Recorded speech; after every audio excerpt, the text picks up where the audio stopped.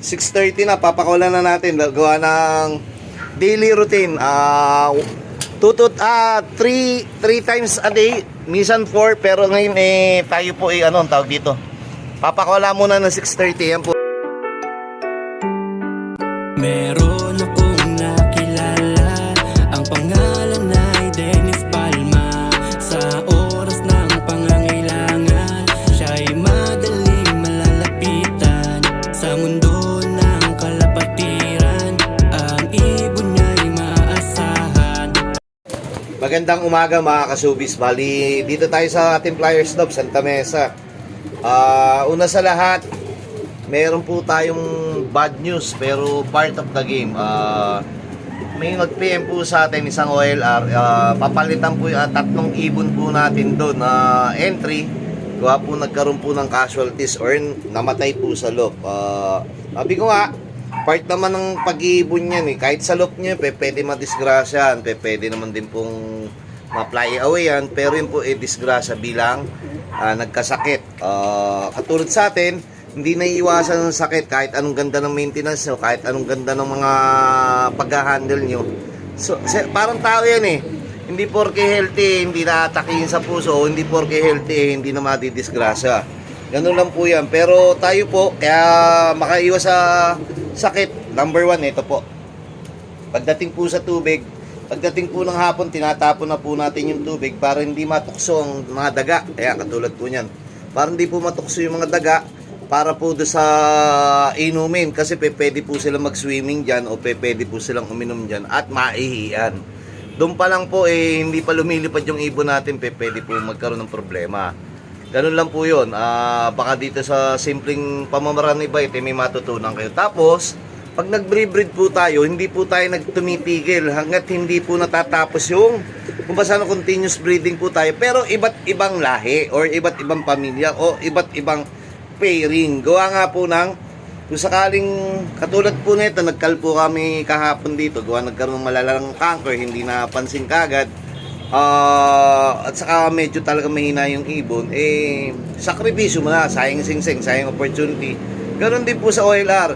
Wala pa pong sakit sa nilalaro yung OLR, bago man yan o luma man yan, magprepara na kagad po kayo ng ibon para po doon sa pamalit o kahit hindi pamalit. Sabi ko nga, mas maganda wala ng pamalit. Pero kung sakali, parang gulong. Lagi tayo may spare na isa doon sa likod ng ating sasakyan para kung sakali lang, at least maagap tayo. Hindi yung saka maghahanap ng kapalit pagka yung nandiyan kulang na o kailangan na.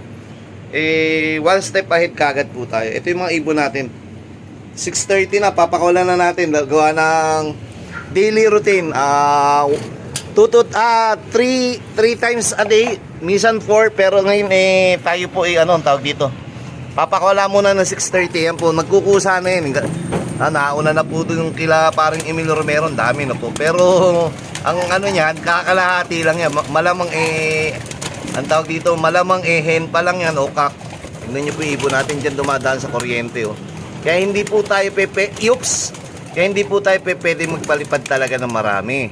Ang sitwasyon natin malapit sa katotohanan ng disgrasya kasi dyan minsan dati inisip ko dito ako maglagay ng release. Ganon din mapuno. Meron pa tayong isang tinuturuan. Dalawa pa lang to. Tignan nyo to. Yung may marking yan. Bagong turo pa yan. Pahabol. Gawa nga ng pero lumilipad na yan. Lipad na kuya. Ay hindi yan. Bubugawin pa natin yan. Pero mamaya lilipad yan. Ayan, kita nyo, ito po yung ibon ni parang Emil Romero. Ang dami, po. Kalahati pa lang yan. Yung ating ko, konti lang. 25 yata yan. Ito po yung ibon natin. Ayan.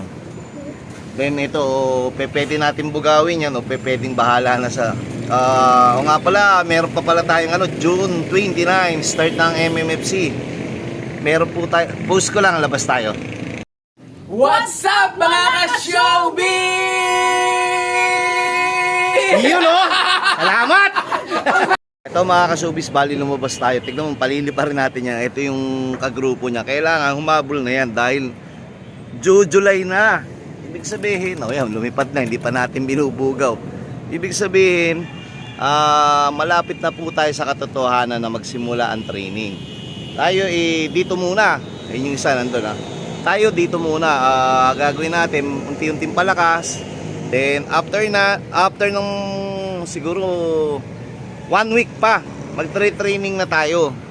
Kung sila mag-start ng training, tayo mag-training tayo doon sa mga ating mga training box. Babalik ulit tayo sa training box. Diyan natin unang training, 1 linggo yan. Para yung ibon natin magtukaan man, ibababad mo dyan, patutulugin mo dyan para magtukaan man yung mga ibon natin. Siyempre, dito pa lang mamamagana yung ano nila, yung mata nila. Hindi pwedeng hindi mamaga kasi unang-unang talaga magpipiso yan, magtutukaan yan. Alam nyo yan. Pag nagtukaan na yan, tapos pag training nyo sa labas o doon sa malayo o sa pagtutusan nyo, sabihin nyo hindi nakauwi yung ibon nyo kasi mahina. Hindi po, kasi po paga ang mata o kaya late umuwi kasi paga ang mata. Samantalang kung dito nyo papakawalan pagahin tuka, paga yung mata, pwede yung dito lang mawala o kaya hindi mawawala kasi nandito lang. Kung sakaling namaga, hindi lilipad, dito lang husa sa ating loop o kaya hindi lalayo. Samantalang pagka malayo kayo nagbitaw, yung ibon nyo rin ang tawag dito, mawawala, may potential I mean. Yung kay paring Emil, kita mo, mababa na, siguro nauna sa atin mga 10 minutes yan. Itong atin, dadayo pa. Kanya lang po, unti-unti po.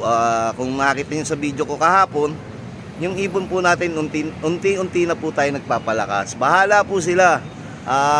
Kahapon, hinayaan lang natin sila. Pero hingal na hingal nung hapon. Almost 30 minutes yung nilipad nila. Pero, ano yun, kung basta hindi pa ganun kasulit yung lipad nila kasi nga hinihingal. Pero katulad nito, maka 1 linggo tong regular na ganito, mawawala na yung hingal niyan. Then siguro magkakaroon ka na ng kumpiyansa na maitutos na natin by meron pala si Bakulaw. Ito nga naman si Bakulaw nandito. Bumalik po yun, pangatlong taon niya na ngayon ililipad. North-south, tapos ngayon uli nilipad. Pero parang gusto ko nang tanggalin, gawa nga yan po si Bakulaw pag ganyan-ganyan lang lagi naghahanap ng asawa o gusto mapang-asawa at ang tawag dito, tamad na lumipad kaya siguro lagi nawawala pagka yung nakaraan parang 3 points lang yan last 2 laps nawala, bumalik lang sa atin. Ito pa isang problema natin yan po, may swimming pool po tayo dito. Yung swimming pool na yan pwedeng may dagang umihi dyan o may pusang dumumi dyan. Kaya meron po tayong lagi maintenance. Ano pong araw po ngayon? Wednesday. Bawang po tayo ngayon. Kailangan po natin maglagay ng bawang. Para po doon sa nagtatanong, yung bawang po napakasimple pero cleansing yan. Malaking bagay po para sa loop natin yung bawang na yan. Natural po yan. Pero tayo po mamaya mahirapan kasi ikot tayo ng ikot.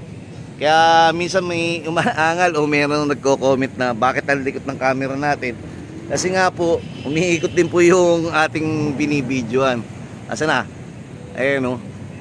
Gusto rin kasi natin ipakita sa inyo na yung ibon natin kung paano lumipad, kung gaano katagal ba o gaano kabilis o bakit ganun kahit butas ang pakpak lumilipad pa rin o bakit yung ibon natin katulad yan, ilang minuto pa lang parang kala mo bababa na.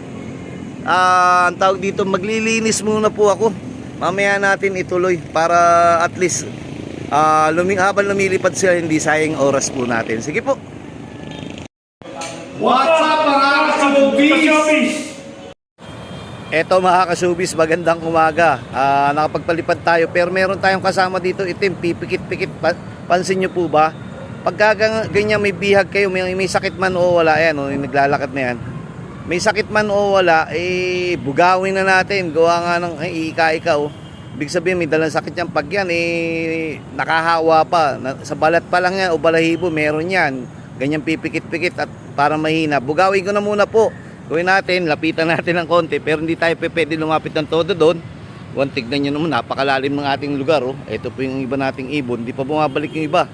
Naka 40 minutes na tayo pero yung iba nasa 35 minutes lang, yung iba wala pa. Ito, dadampot po ako ng pangkwitis. Palili pa rin po natin. Ayan, umalis ka na dito, hindi ka taga rito. Ayan po, naku, lumipat lang. Kailangan po talaga natin paalisin dito yan. Gawa na mamaya, nakapasok yan doon sa loop natin, nakainom ng tubig, uso po ang sakit ngayon. Kahit nga sa malalaking loop o OLR, ito na po yung iba natin na dumayo, bumalik na. Kahit po sa ibang loop na malalaki na maganda na yung maintenance nila, nagkakaroon pa ng sakit. Ang dami kong nabalitaan at may nag-PM na po kagad sa akin, papalitan natin sa OLR yung tatlo nating ibon na nagkaroon ng sakit, hindi nawala, hindi nag-fly away. Bubugawin ko muna po to, mamaya po natin ituloy. Andali po.